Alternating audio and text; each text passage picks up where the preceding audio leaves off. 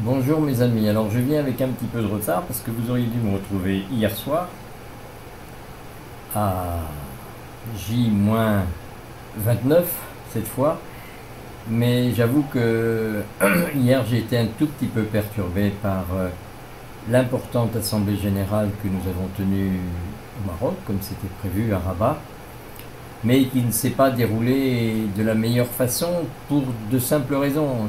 Personne n'est en particulier responsable, mais nous sommes tous un peu collectivement responsables.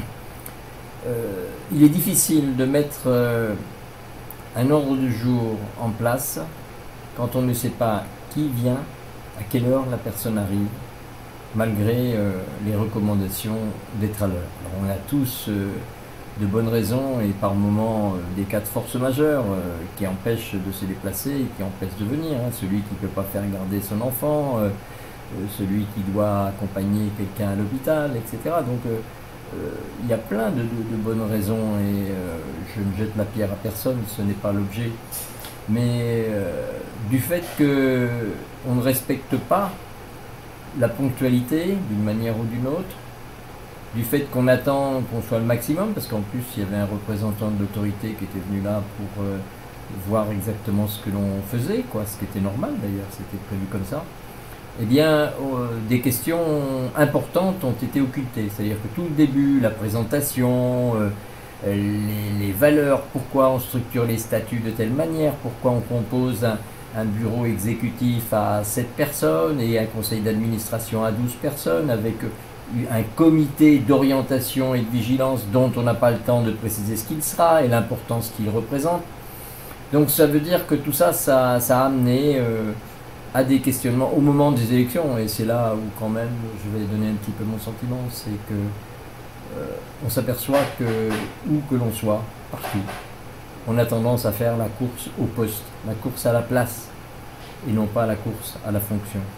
C'est un petit peu décevant et j'avoue que je pense qu'on va savoir se reprendre parce qu'on est tous de grandes personnes. On avait l'impression un peu à un moment donné d'être dans une cour d'école, quoi.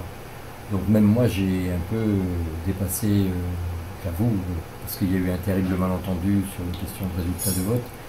Et j'ai fait apparaître mon ressenti profond. Vous me connaissez, ceux qui me connaissent ils savent que Bernard il est très sensible, très chatouilleux, comme je l'ai dit à certaines personnes hier. Et quand ça ne va pas dans la direction que collectivement on s'est fixé, et que collectivement, moi, pour le travail du collectif, j'ai mis en ordre de marche dans des statuts, dans des écrits que j'ai produits. Donc, voilà, c'était pour ça qu'hier soir, j'étais pas vraiment bien. Après, j'ai compris le malentendu, et moi j'avais compris un vote dans un sens contraire, donc contre et non pas pour. Donc ce qui fait que voter contre quelqu'un que j'avais proposé, et bien surtout avec qui j'avais signé et qu'on avait mené des actions ensemble, ça m'avait beaucoup froissé. Et j'étais pas encore en état de répondre et de présenter. Donc là maintenant, tout à l'heure vous allez me voir, je vais vous présenter l'ordre, le jour suivant, quoi. Le J, moins 28, c'est ça? Je crois qu'on est à J-28, non, je ne sais plus.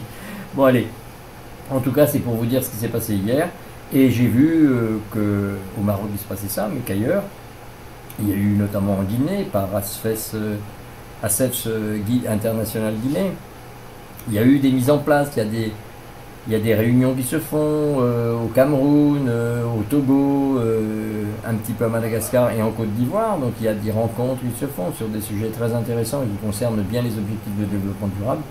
Donc d'une manière générale, c'est globalement positif, on va dire. Mais il faut bien sûr qu'on sache raison garder et reprendre la route ensemble. Parce qu'ensemble, on est plus fort. Merci mes amis, je vous embrasse.